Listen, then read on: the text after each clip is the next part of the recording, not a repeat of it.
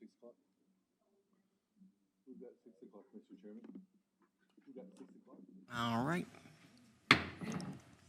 Good evening. I'd like to call this meeting of Lancaster County Council to order.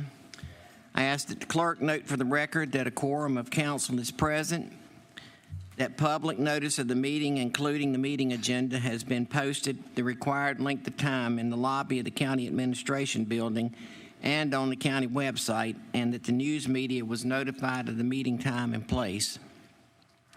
I welcome you to your county council meeting. I would ask that you take a moment to turn off or place on vibrate any cell phones or pagers.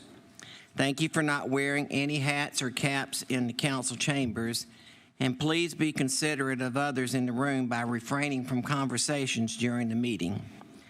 I ask that you please stand and join council for the Pledge of Allegiance, followed by the invocation given this evening by Council Member Stuart Graham. I pledge allegiance to the flag of the United States of America and to the republic for which it stands, one nation, under God, indivisible, with liberty and justice for all. Let us pray. Dear loving Father, thank you for your many and abundant blessings. Thank you for life itself and for friendship. Thank you for the ability to be involved in useful work. We pray for our county employees, our citizens, and for this council. Pray for the agenda set before us today. Please grant us the wisdom to do what is right and what would benefit those who live, work, and raise families in our beloved Lancaster County. In your name we pray. Amen. Amen.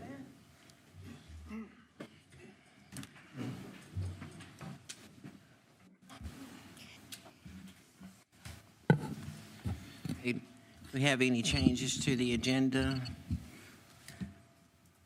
All right. I'll ask for approval of the agenda. So moved. I have a motion from Ms. McGriff. Do we have a second? Second. Second from Mr. Bryant, or Mr. Neal, sorry. All those in favor, please raise your right hand. It's unanimous. Okay, we now come to citizens' comments. Please bear in mind that this is not a period of dialogue with council or a question and answer period. This is your opportunity to address council with your concerns. I ask that you address your remarks to council as a body and not to any individual council member. Please speak into the microphone, state your name and address for the record, and you will have up to 3 minutes to address council. Your time will not start until you have provided your name and address. Mr. Mike Barnes.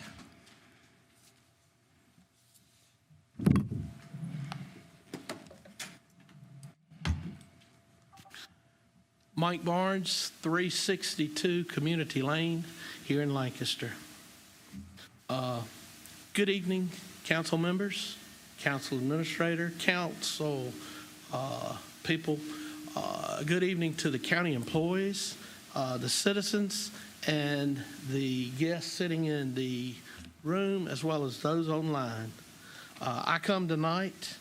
I would like to start by thanking you for what you do and what you do for the county employees and the citizens and the good job that you do. Guys, we have citizens coming up with needs, county taxpayers and residents with needs. We have employees of the county that you look after. And I have been asked by many of you up here, why do I come to council meetings? I come to council, guys, I want to keep abreast with what's going on, one. Number two, I like to hear the issues in the county. And mostly, as a taxpaying citizen, that's my right. So that answers that. I would like to thank you for doing a good job, because I just can't do that. We have neighbors coming up where they talk about issues, and they're cutting down the trees in the neighborhoods, and they're supposed to be having you're supposed to be having the community forums, and it's not happening. And the work still continues. County taxpayers, guys, I would have been embarrassed to put in the newspaper about county taxes coming down, knowing that assessment is coming. I did the math, and mine did not go up 15%. It went up 14.9%, as well as everybody else will. Guys, we come to county council for you guys to take care of us. These people come for them to take care of that. Neighborhoods on a pause with upcoming public revenues. We have lack of transparency. I've had conversations before. Lack of transparency, lack of accountability. We are a county administrative form of government, not a county manager form of government. If you don't know it, it's your responsibility as an elected official for you to go out and try to find. That's the difference between county manager and county administrator. Guys, I've got a lot to say, but 3 minutes is not a long time, so I will be back. Thank you. Thank you, Mr. Barnes. Mr. John Hardy.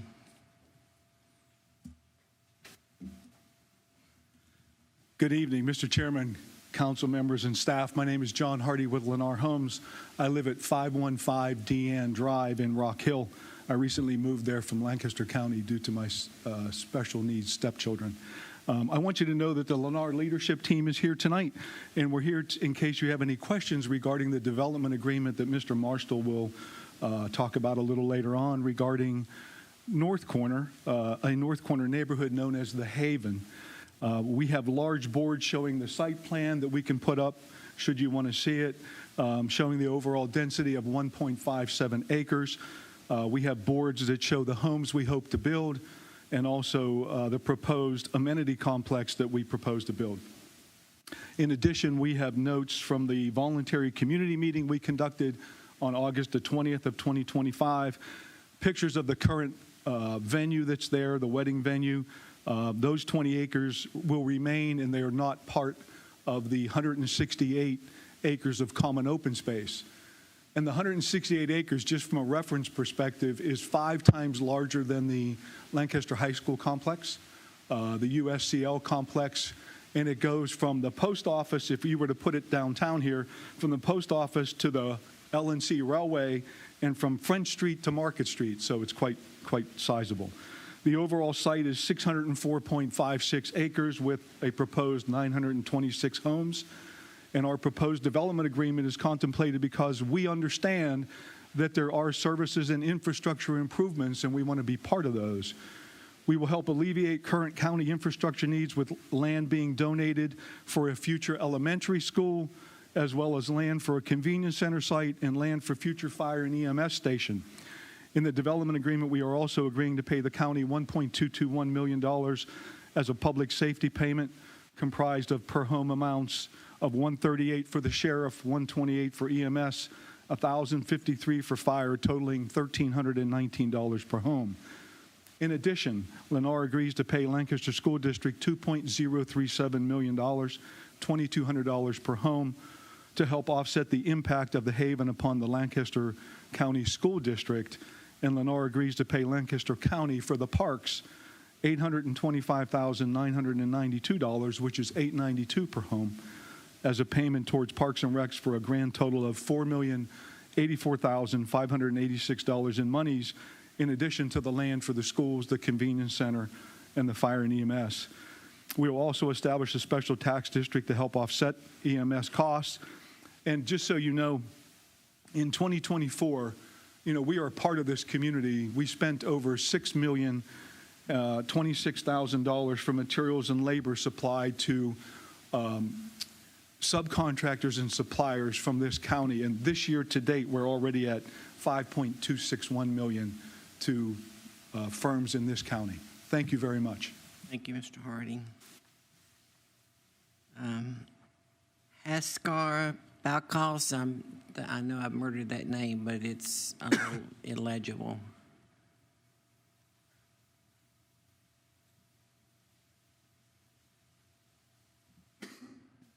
All right, we'll move on. Barbara Scannell.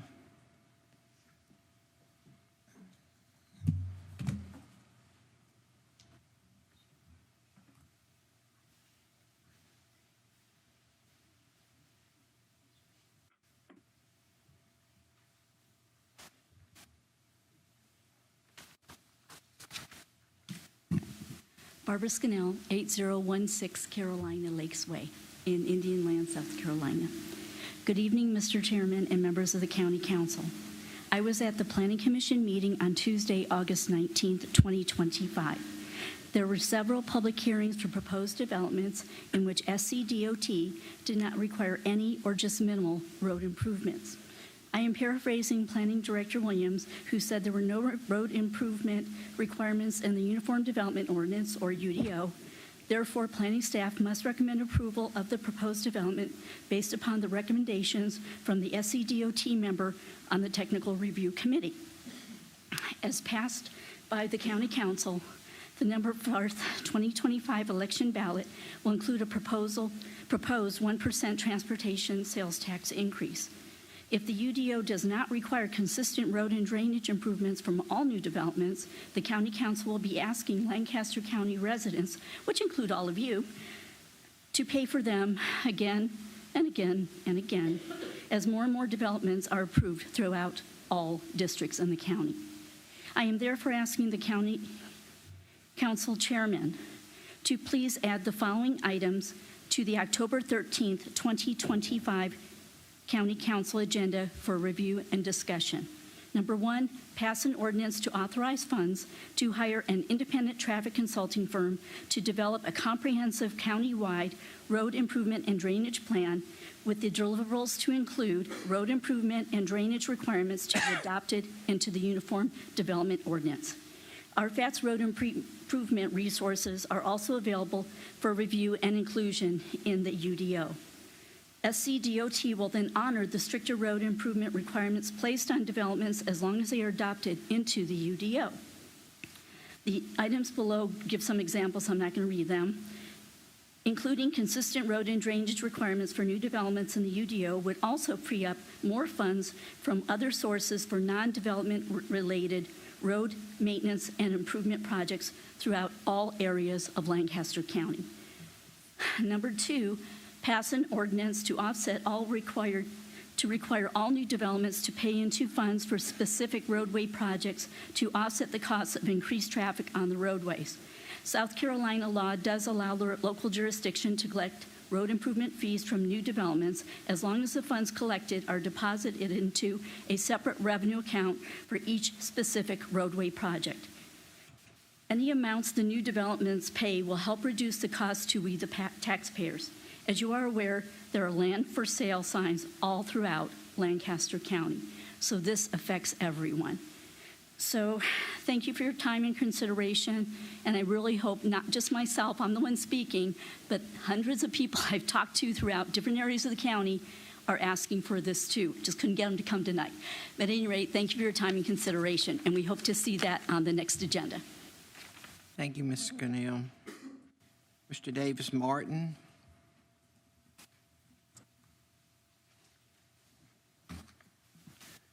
Good evening. Davis Martin, 3530 Torrington Way, Suite 204, Charlotte, North Carolina, 28277. I'm with Weller Life Communities. We're on the agenda for item 8D tonight, and here if you have any questions. Thanks. Thank you, Mr. Martin. Mr. Gordon Johnston.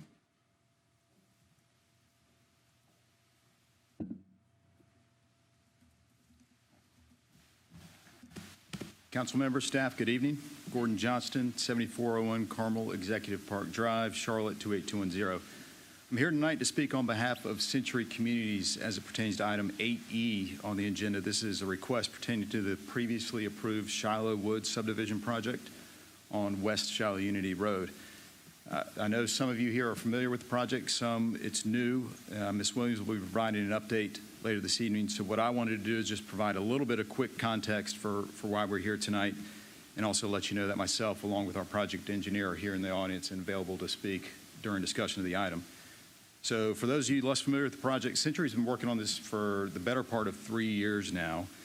And as it pertains to tonight's request, a development agreement was put in place early on that would govern development of the project. One of the stipulations of that agreement is that there would be a 5-year vested rights period, which would commence once we closed on the property and provided copies of the transfer deeds to the county. That 5-year period has always been something that's been very sacred to us, and we've tried to protect that. That's why it was structured, so that it wouldn't start until we closed on the property to start development.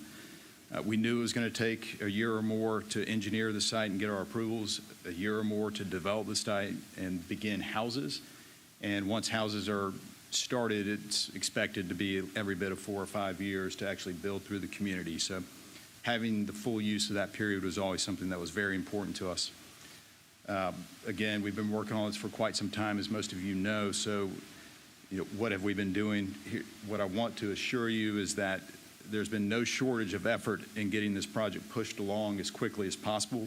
It's been a constant since day one, back and forth process to push everything forward. What we submitted along with the request for this extension was pulling back the curtain a little bit to provide a summary timeline showing milestone events over the past year since we were last in front of you that hopefully just illustrates continued effort on our part. For what it's worth, I think we've made incredible progress this year since we were here last year. We've made great progress in getting the site engineered, getting our plans submitted, good progress with the county, with DOT, with the state, with the Army Corps, with all parties involved, including Lancaster Water and Sewer District. But I would tell you that where the lion's share of our effort has been over the past 2 years has been with Lancaster Water Sewer, and it continues to be. So as we continue to work through that process, we're here tonight respectfully requesting an additional 6 months to the current expiration of that development agreement, which is the end of this year.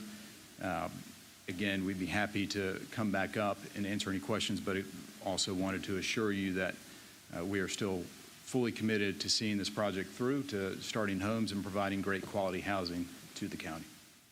Thank you for your time, for your consideration. Thank you, Mr. Johnston. Ms. Janine Clifton.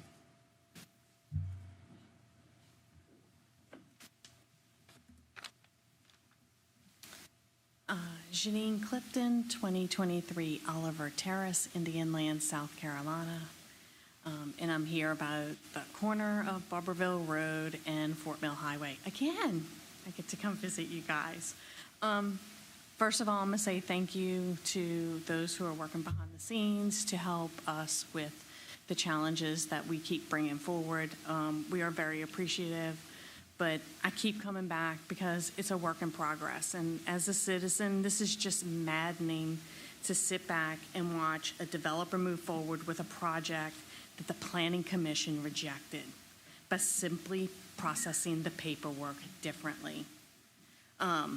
This developer was deceitful in their approach to continue forward with the land development. We all know the master plan. I continue to bring it forward. My neighbors continue to send you messages and writings, and we know the UDO violations in place. But it's gotten far, as usual, and now we're having something in progress reviewed, like you all know, after the fact. This is going to be a situation for my neighbors and I where we're going to have to remain vigilant. I mean, they're starting their work. They're building it the way they want to build it, and the master plan is for a major subdivision, and they're building as a minor subdivision. So setbacks are going to be wrong, buffer zones are going to be incorrect, and even if you come back after the fact, is it my problem that I got to think about the type of tenants that are going to go into those properties? It just puts everybody in a hard position, and I think it's going to put everyone in a hard position when they come back for the second piece of the plan, because I want you to remember what they came forward with piecemeal and rode under the covers and then come back. To us, it's a Trojan horse in a couple of different ways. One, for us as the neighbors, but secondly, it's a Trojan horse for everyone here.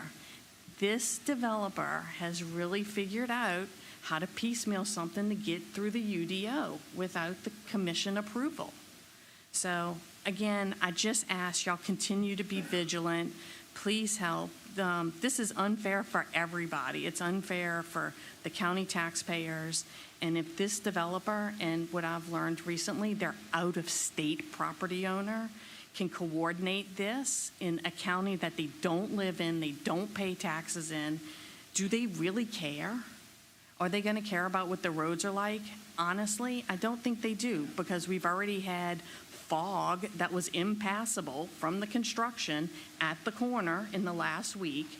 And the neighbors who live to the property abutting have large pieces of wood in their yards that have flown off from the trees being torn down. So, I mean, they haven't been a good neighbor to us. They haven't kept us abreast of it. And the fact is, maybe it's good for business, okay, but is it good for the residents? Or are we being failed on a lot of different levels? So please just think about this and please continue to help us. Thank you. Thank you.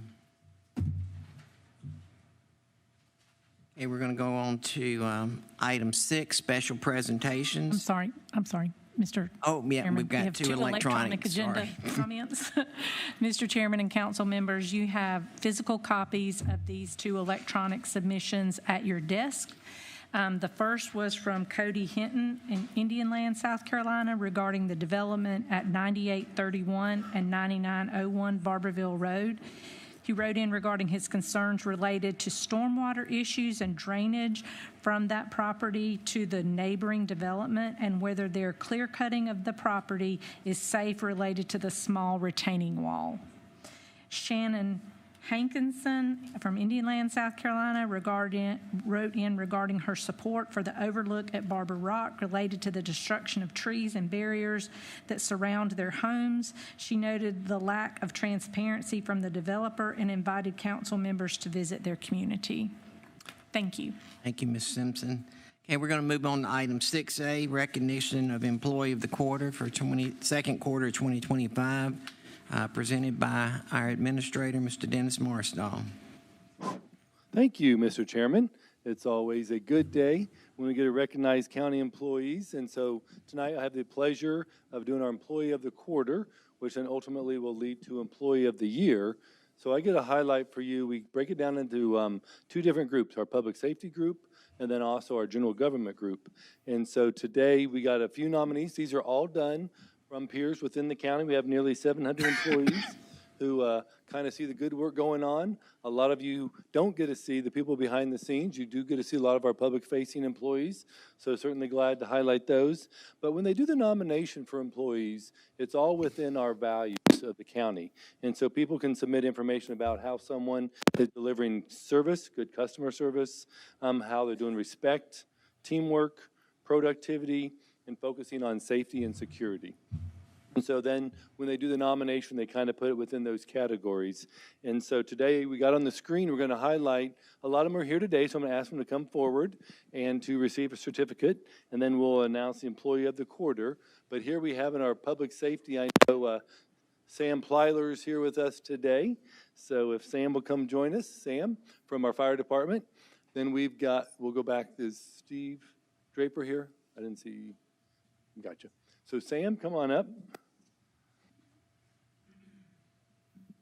Sam works with our youth and teaching our future firefighters in the high school program. So Sam, congratulations on being nominated.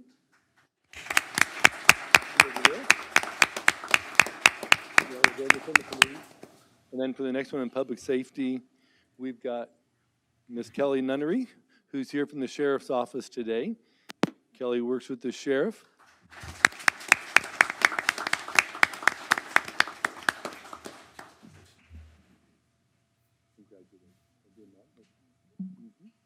And then we also want to recognize, not here tonight, but Caleb Cotham, one of our firefighters, who was nominated for this quarter. Moving on to the general government, a face some know or don't know, we have we'll start with Tristan. Tristan's here, Tristan Carter from our IT department. Congratulations, Tristan. Then people know the face, Lauren Hill. She's our deputy clerk for county council. Congratulations, Lauren, for being nominated. We've also got Brittany Chavis. There she is.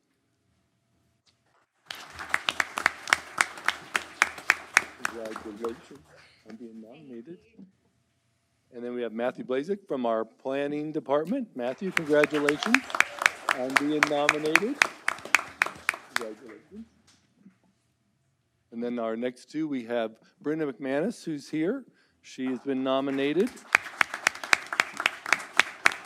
She's been with us in voter registration, and now we've got her in our front lobby being the face when people come in. Congratulations. And Riley James, I don't think Riley's here from IT department. And then a face some people do know every night on TV at a council meeting, Miss Sherry Simpson. Congratulations. Ma'am.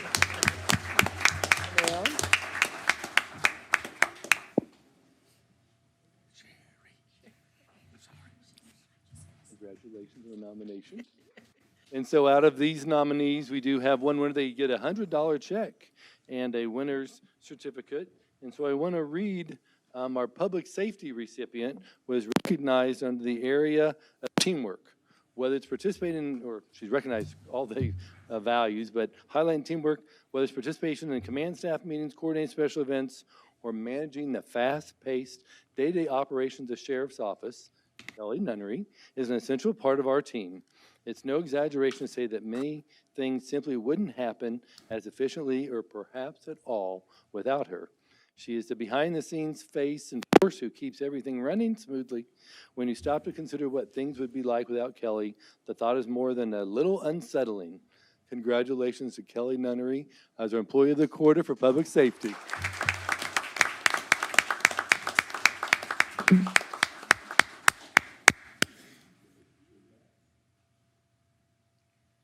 And then for our general government one, we're going to recognize Miss Brenda McManus. So congratulations. Brenda, we talked about her service. She had previously worked, as I said, with voter registration. In the last few months, she's been filling in our reception desk here in this building. She is a fast learner and is so polite and kind for the public when people come in looking for services and help. She's always willing to help no matter the issue or task. She's willing to learn and find answers and resources. She walks with customers to make sure they get to the right office. She calls and asks for advice before sending them to the location to make sure they get there in the right manner.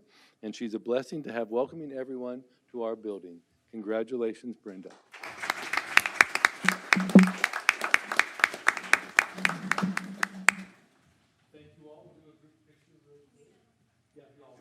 Podium. We'll do a group picture from the podium, and we'll conclude the presentation.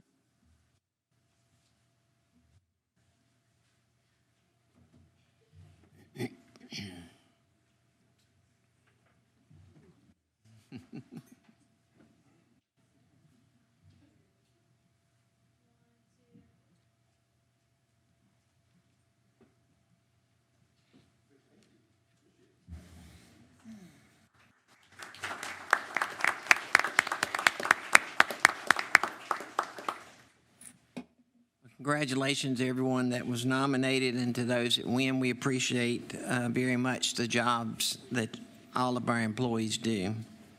And we're going to move on to item 6B, overview of recommendations from the State Accommodations Tax Advisory Committee. Tonight, that will be presented by Mr. Haskell Falconberry, Chair of the Accommodations Tax Advisory Committee.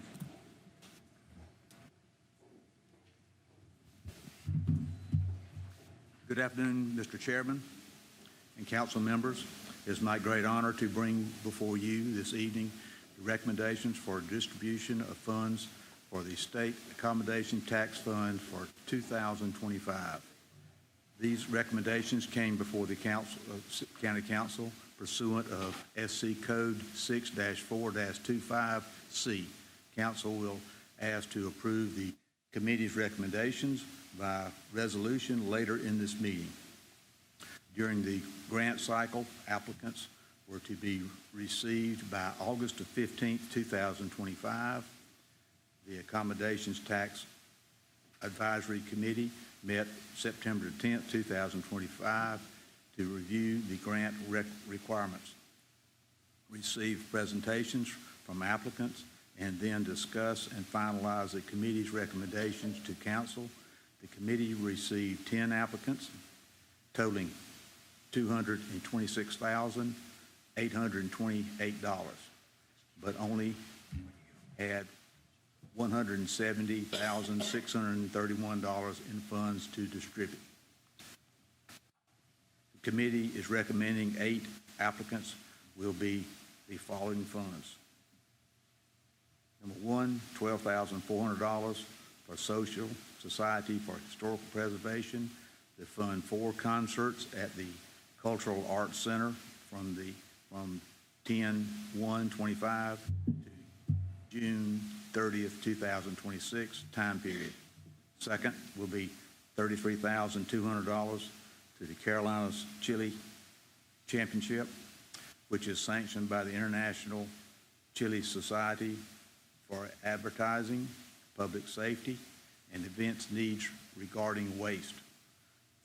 Number three is $20,000 to the Lindsay Pettis Greenway for lighting of the Greenway, for advertising and events supplies.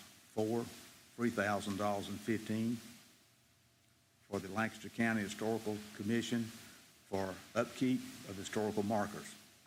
Number five, $2,815 for the Lancaster County Historical Commission for the advertising to increase visitors to the historic museum, specifically for advertisement on the website SCIWAY and the statewide magazine South Carolina Living, which is Electric Co-op magazine. Six is $30,000 for Rooted United, which hosts the Indian Land 4th of July fireworks celebration, and this fund will be for marketing for the event. Seven is $30,000 for Hope on the Hill for the electrical and production enhancements in the building, locker room conversions and renovations, and basement drainage and flooring in order to attract larger, more diverse events that attract visitors from across North Carolina, South Carolina, and Georgia. And eight, $20,000, $205 to the Indian Land Community Festival, which is hosted by Rotary Club of Indian Land for advertising, security, shuttle bus drivers for the event. Two projected applicants were not recommended for funding: the Simple Faith Ranch and Lancaster County Council for the Arts. We're excited that these projects that will bring tourism to Lancaster County, the committee did decide to roll over $18,996 in funds in order to consider funding for tourism-driven projects in the next year.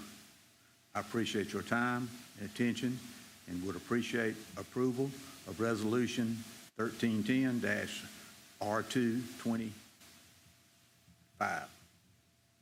With kindest regards, Haskell Falconberry. Thank you, Mr. Falconberry. Okay, now we're going to go on to item 7, our consent agenda. Do we have a motion to approve? Mr. Chair, I move to approve consent agenda items 7A, 7B, 7C, 7D, and 7E. Have a motion. We have a second from Ms. McGriff. Is there any discussion? All those in favor, please raise your right hand. It's unanimous. Okay, we're going to go on now to our non-consent agenda. First item up is item 8A, a resolution 1310-R2025, a resolution to endorse the recommendation of the Lancaster County State Accommodations Tax Advisory Committee for the distribution of funds from the state accommodations tax in 2025. Ms. Harris. Thank you, Mr. Chairman, council members. I won't bore you by repeating what Mr. Haskell just came in and summarized for the ATAX resolution, but I do want to thank Mr. Haskell as the committee chair and the other committee members for their hard work and really intentional discussion and deliberation around considering each of the applications that came through. And so just a very high-level summary, there were a total of 10 applications received, totaling $226,828. The available funds that we have to be able to award is $170,631. There were 8 projects recommended. 2 of the applications were not recommended for funding. There's also a recommendation from the committee that $18,996 of the ATAX funding roll forward for the next round of the next grant cycle. And so this evening, we're asking that council formally approve the recommendations that are included in Resolution 1310 R 2025. I can answer any questions that you have about the process. Are there any questions for Ms. Harris? All right, hearing no questions, we're going to move on. We are going to have to split the vote on this because we have two council members that are have conflicts with two of the items. If we could get a motion to divide the question to pull out. So moved. Second. We'll pull out Hope on the Hill and have a separate vote on that, and have a separate vote on the Carolina Chili's Championship, and the rest of them will be voted. So you have 3 votes. Will be what it will be. Okay. Make a motion to vote on the Hope on the Hill. Well, Ms. McGriff needs I need to leave out. So what we'll do is the motion would be to divide the question, so that we're going to split them into 3 votes. So we need a vote on that first, if you all are willing to do that. Yeah. I'm sorry, I got ahead of myself. I'm going to make a motion to bifurcate the current item into Pull it 3 into 3. items. Thank you. Yes. Second. All right, we have a motion from Mr. Luis and a second from Mr. Harper. Do Ms. McGriff and I vote on this, or You may vote on that. Yes. we have all those in favor? Please raise your right hand. All those opposed, it's unanimous. Are you ready for a motion to amend the Whichever one he wants to. We'll do 3 separate motions for each. So however you want to start. Approve the funding for Hope on the Hill. Yes, ma'am. Okay, we have let Ms. McGriff leave. All right, we have a motion to approve the funding for Hope on the Hill. Do we have a second? Second. We have a motion from Mr. Harper, a second from Mr. Neal. Do we have any discussion? I was just going to ask a question. So are the A-tax dollars related to tourism only? And if so, how are they related to the work that's being done? So I just want to make sure that we're covering that. So the criteria does allow for projects that are focused around tourism. And so as the project is described in each of the applications, there's a list of things that each of the projects has to meet. It can include renovation of buildings. It can include providing, and these are just examples, but things like porta potties for an event, that could potentially be funded in another way, but they want to be able to, So Hope on the Hill is tourism related? Yeah, they have an auditorium there where they can host events and things. Right, and so they're asking for Work dollars. needs to be done to upgrade it, I believe. That's correct, to be able to renovate their space. And so they have a list of things that are included as renovations so that they can be able to host more events, expand the space of events that they're currently hosting. Okay. Have any other questions? Hearing no other questions, I'll call for the vote. All those in favor, please raise your right hand. All those opposed, it passes 6-4 and 1 abstention, or 1 recusal.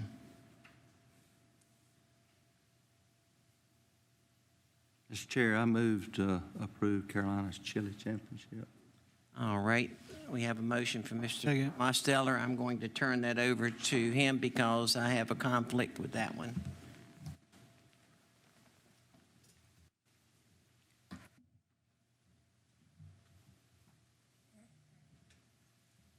Okay, we have a motion and a second for the Chili Championship. I second. Yeah, okay, I got you. Do we have any discussion on this one? No discussion. We'll move right into vote. Everybody in favor of it, raise your right hand. 6 and 1 abstention. Okay. Call Mr. Carnes back in.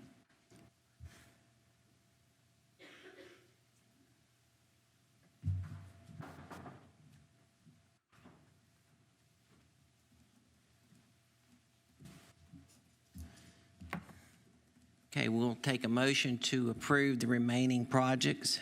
So moved. Have a motion from Ms. McGriff. Do we have a second? Second. Second from Mr. Luis. Is there any discussion? All those in favor, please raise your right hand. All those opposed, it's unanimous. Thank you, Ms. Harris. Thank you.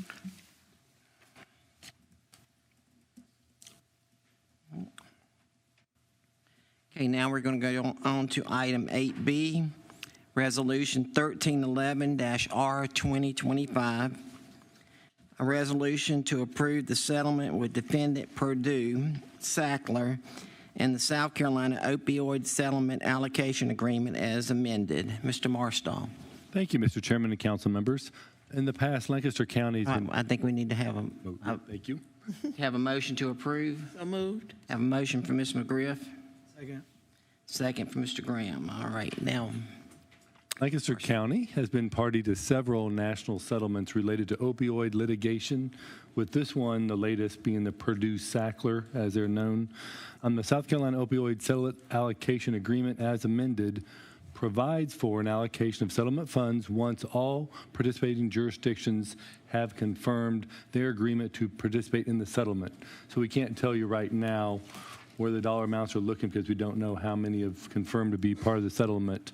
But we will receive direct payments for opioid remediation efforts as a result of this new opioid settlement and the South Carolina Opioid Settlement Allocation Agreement as amended. And so, again, we'll have more information once we know how many are participating, but we have participated in, I believe, 3 others. This will be the 4th. Mr. Chair. yes, Do Ms. you know how we are to allocate that money to certain agencies? We already know where the money can go once we receive it, right? Generally, yes. All opioid settlements are coordinated by the South Carolina Opioid Settlement Board, or SCORF, as it's called.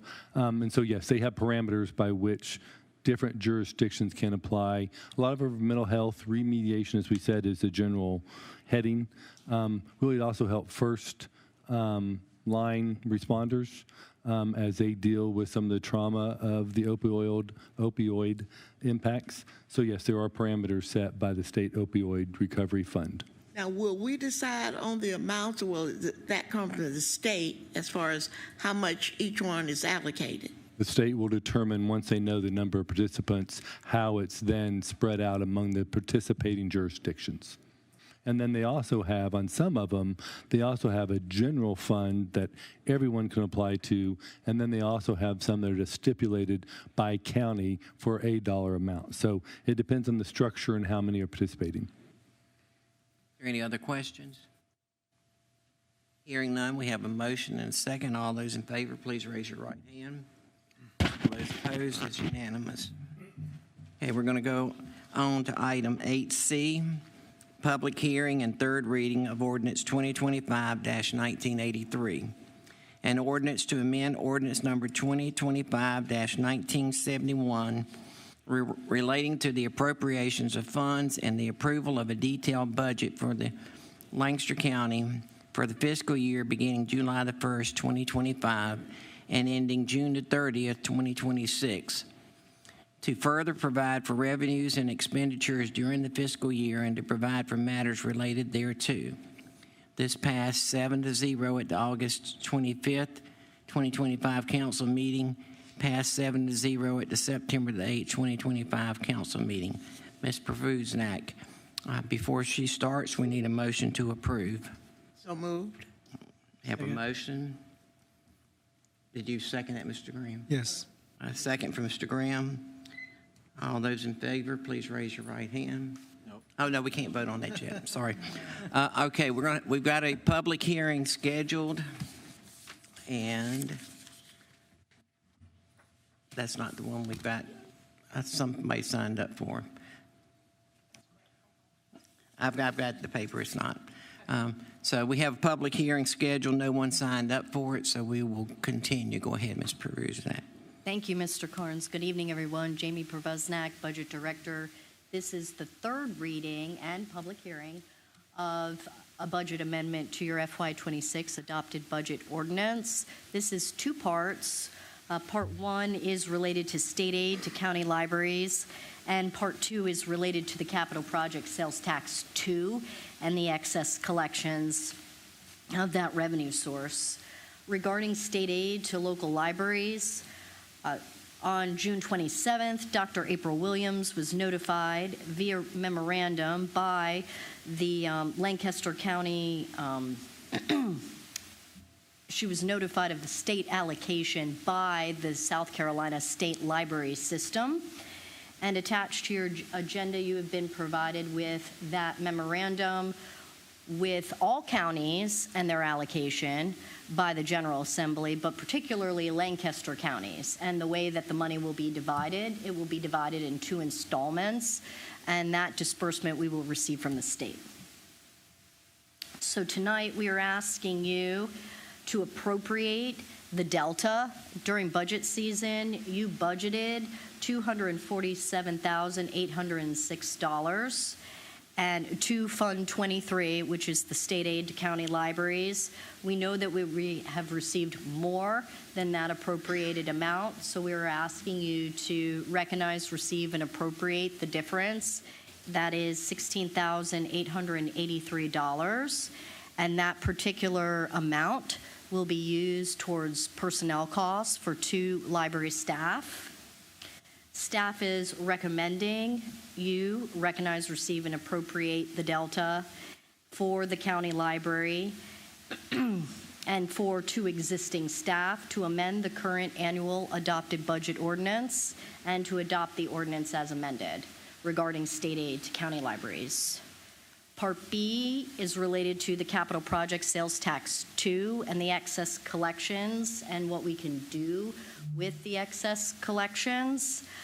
We have had that in cash reserves, and you have received the original ordinance. It's Ordinance 2022-1796, and within that ordinance, there is an exhibit that includes the Lancaster County Road Proviso, which is Exhibit 2, and it lists the state and county identified roads that we would be repairing or improving with capital project sales tax 2 excess collections.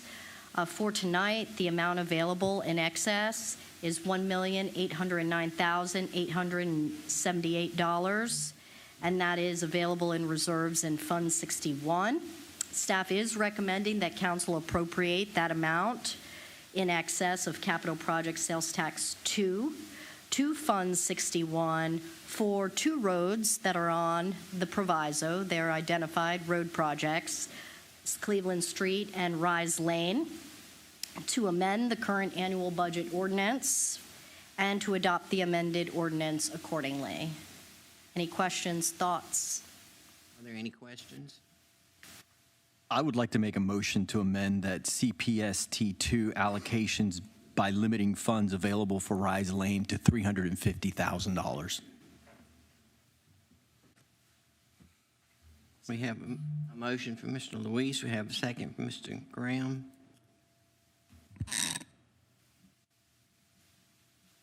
Discussion. How did you come up with that amount? And where did that come from? So I think came from the presentation that Mr. Cato made about bids that were already available and work that could already be done and completed quickly. So my question to legal, Jenny, is why is that not included in our discussion, the amended amount?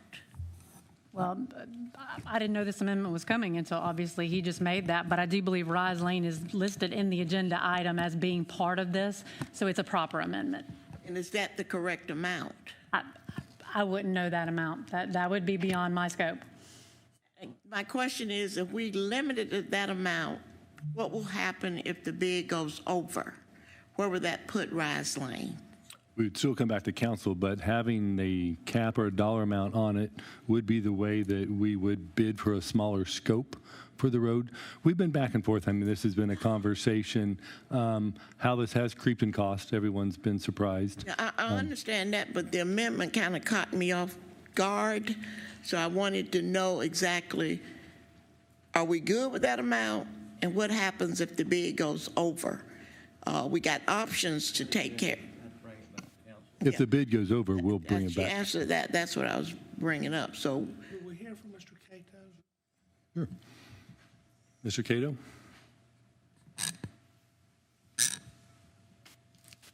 I support Mr. Louise, but My only concern is, as Ms. McGriff, I would hope that we would come close to the right number.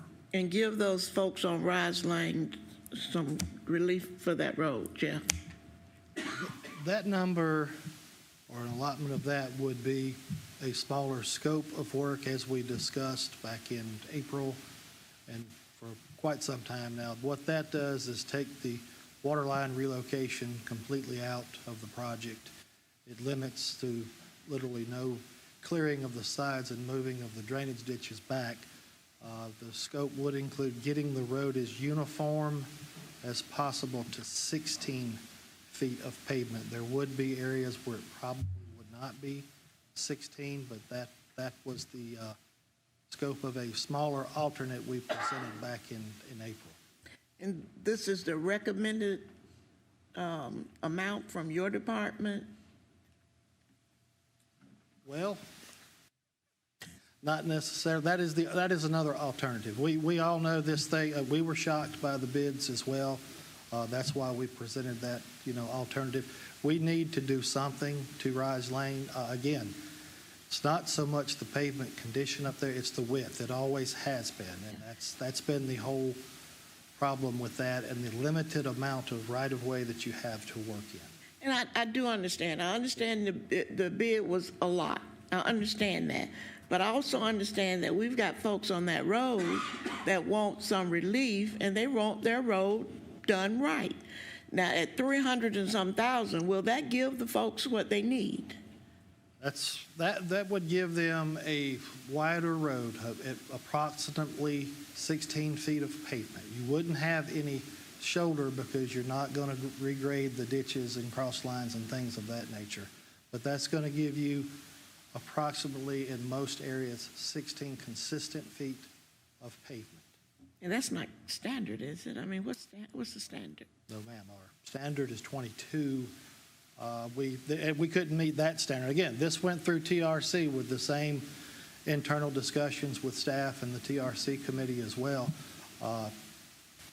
20 feet ideally is what you're shooting for. You don't have the right-of-way there to do that. There's no way we could get that.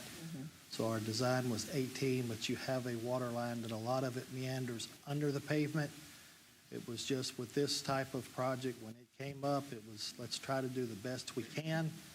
Then we started, not really our forte in public works road resurfacing kind of deal, but there was some discussion about could the water line be upgraded to have a hydrant fire suppression.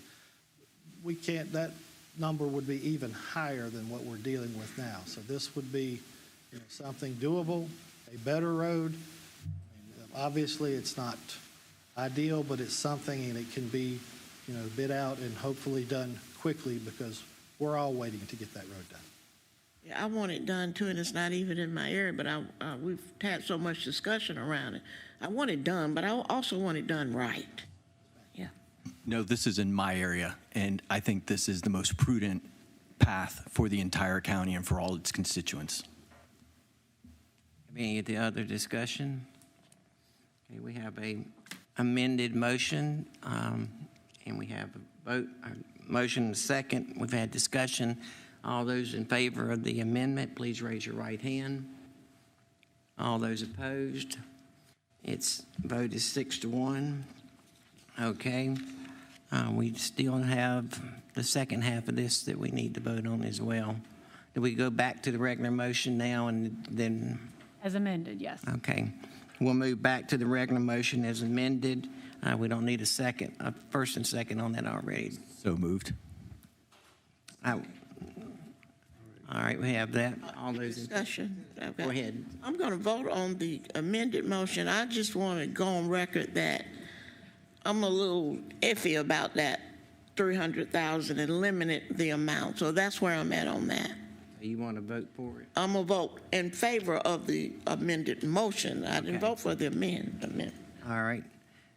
Okay, all those in favor of the amended motion, vote 7-0. That's unanimous. All right, we're going to go on to the next item. Next item is item 8D, public hearing and third reading of ordinance 2025-1984.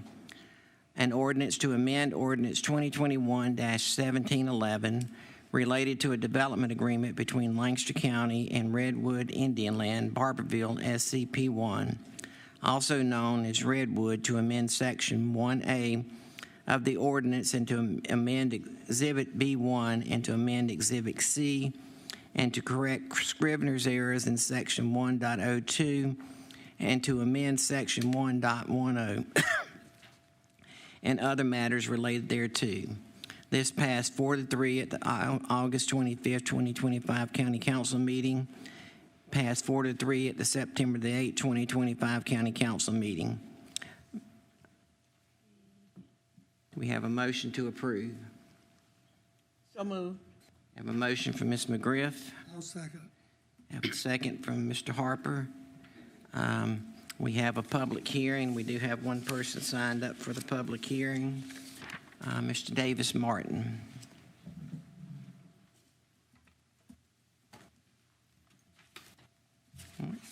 That was actually an error. I double signed myself up for citizen comments and now, so nothing further to say. Okay, thank you. All right, we're going to move on to discussion. Ms. Williams. Good evening, Mr. Chair and Council. As we have noted, this is the third reading. There are several multiple amendments in this one request. The first is, as we said, to amend the ordinance to allow for all uses from the professional business district. The ordinance states that they are only allowed quadruplexes and triplexes. The rest of the agreement says that they are allowed anything that's allowed in the PB district. We're also requesting to amend the exhibits to update the conceptual site plan, as well as the exhibit to update the development schedule. At staff's request, we're requesting to amend Scrivener's errors related to the governing ordinances. They are listed currently as 2020 ordinances, and they were actually 2021. And then lastly, to request a 5-year extension to the term of the overall development agreement. There have been no changes or nothing further that I have to add at this time. Again, I'm here as well as the applicant if you have any questions for either of us. All right. Do we have any discussion? Hearing no discussion, I'll call for the vote. All those in favor, please raise your right hand. All those opposed? Passes 4-3. Mr. Chairman. Yes. I need to recuse myself on this next matter that comes Okay. from the council because I have a vested interest in this project. All right.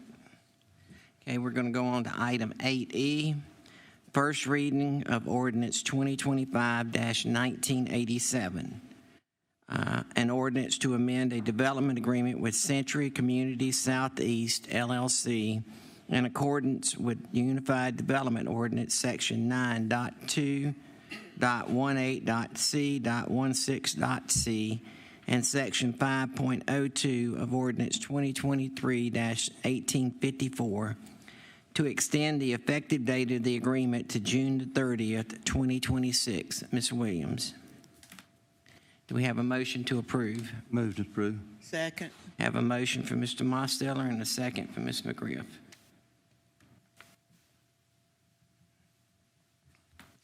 Thank you again. As Mr. Gordon Johnston stated in the public hearing comment tonight, this is a request for another amendment to the effective date of this development agreement. Currently this development agreement is set to automatically expire on December 31st, 2025 if the requirements of Section 5.119 of the development agreement are not met. These requirements, as Mr. Johnston stated, was that they have to purchase the property, obtain the deeds, record the deeds, and have them submitted to the county administrator by 5 p.m. on that date. The development agreement in the effective clause area states that if the requirements are not completed, the agreement is set to expire automatically with no other action needed. And if you have any other questions, I will be happy to answer them, as well as Mr. Johnson is here as well. Do we have any discussion or questions? I just want to make a comment, and I understand Mr. Johnson's predicament. I think the last time that he was here, I made a statement and requested, is this the amount of time that you need? Give us one last bite at the apple to get whatever the date is. And this was a date that was requested. And I said I would not approve another extension. So that's where I'm at. I understand the predicament that they're in, and it is unfortunate. And I would like to understand more how we got here, because 3 years for a development process is insane. So. Would you like Mr. Johnson to come up and speak to that? Not unless he wants to. I think he knows where I stood on it. Do we have any other discussion? Okay, we have a motion and a second. All those in favor, please raise your right hand. All those opposed, motion passes 4-2.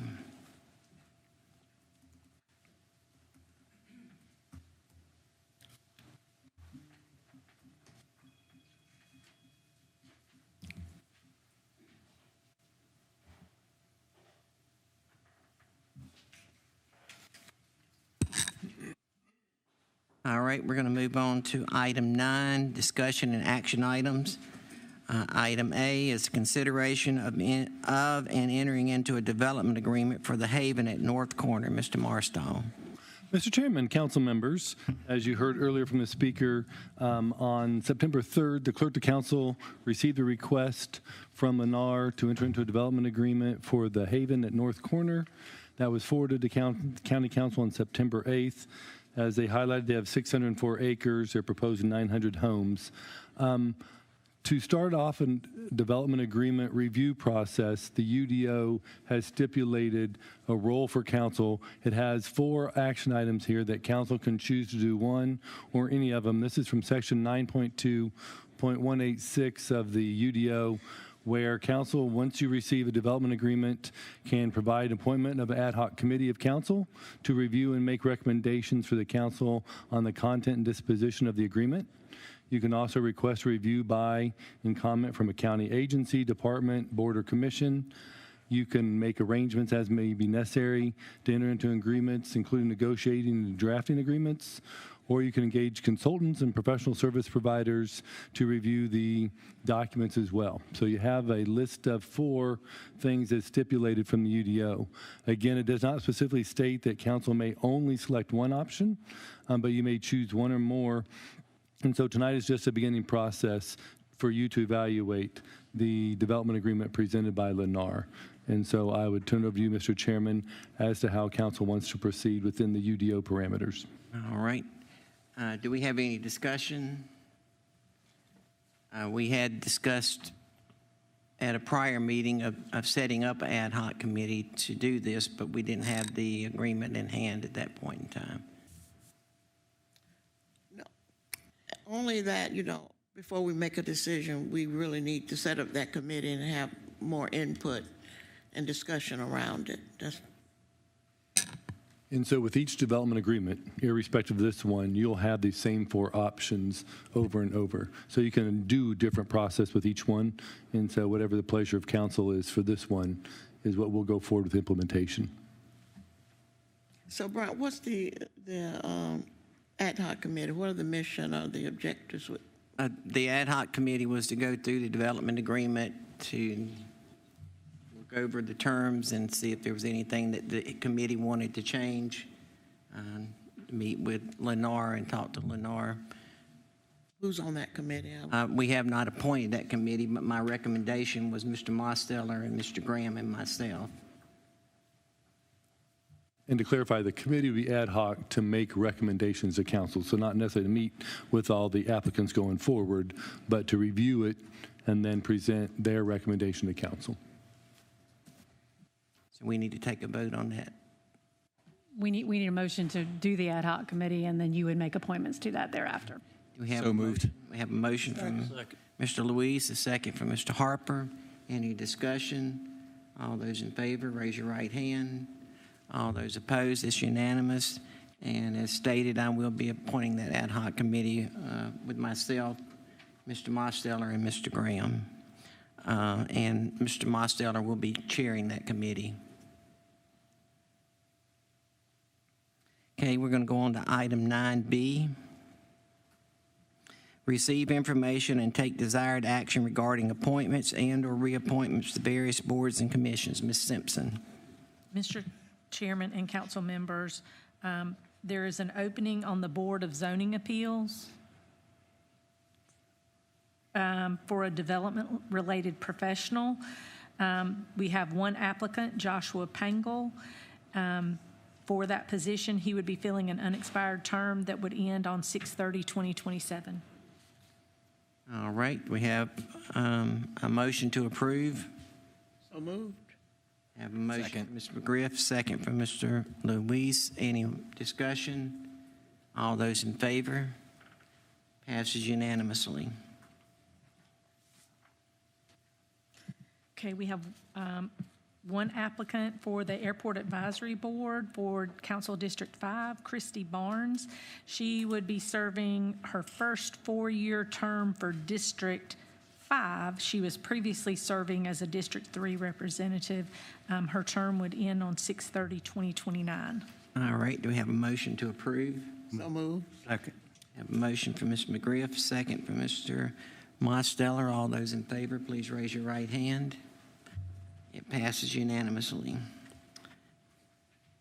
And the current vacancies and upcoming expirations do not include what you've done tonight, and that's just for information only for your and citizens' information. All right, we're going to move now to item 11, executive session. I need a motion to go into executive session in regards to three items. The receipt of legal advice subject to the attorney-client privilege regarding possible imposition of requirements related to development, receipt of legal advice subject to the attorney-client privilege regarding a potential contractual matter related to the P-card audit, and the discussion of personnel matters pursuant to South Carolina Code of Laws 30-4-70A1 related to the County Administrator's Office and the County Administrator's evaluation, and to invite Joni Winters of the Winters Law Firm to discuss the third item. Have a motion to approve? So moved. Have a motion from Mr. Luis, a second from Mr. Neal. All those in favor, please raise your right hand. We are in executive session.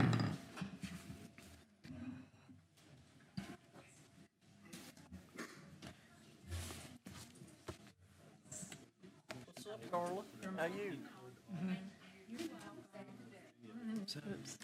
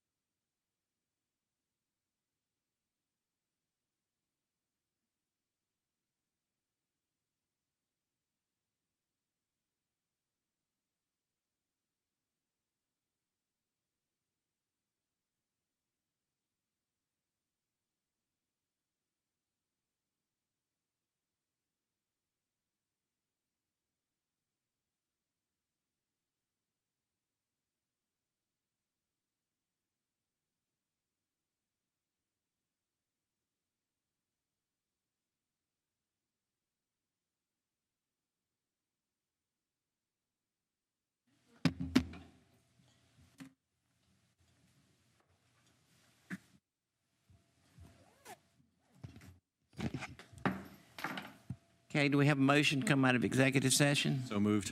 Have a motion from Mr. Luis, a second from Mr. Harper. All those in favor, please raise your right hand. We are out of executive session. Ms. Merck DuPont. Mr. Chairman, for the record, council met in executive session in regards to 3 items: the receipt of legal advice subject to the attorney-client privilege regarding possible imposition of requirements related to development, receipt of legal advice subject to the attorney-client privilege regarding a potential contractual matter related to the P-card audit, and the discussion of personnel matters pursuant to South Carolina Code of Laws 3470A1 related to the county administrator's office and the county administrator's evaluation. No motions were made, no votes were taken. Do we have any motions coming out of the executive session?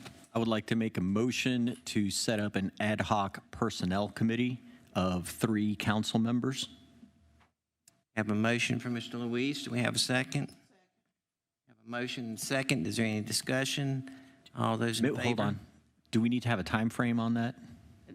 No. No, well, whatever your charge is going to be for it, it kind of does, yeah.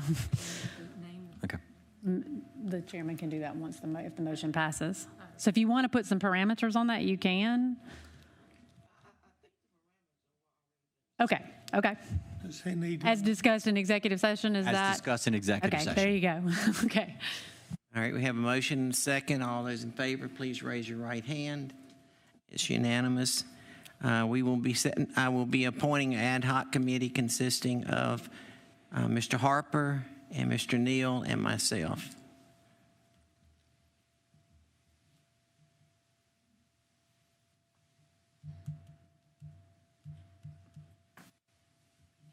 Have any other items of business? If not, I'll take a motion to adjourn. So moved. We are adjourned.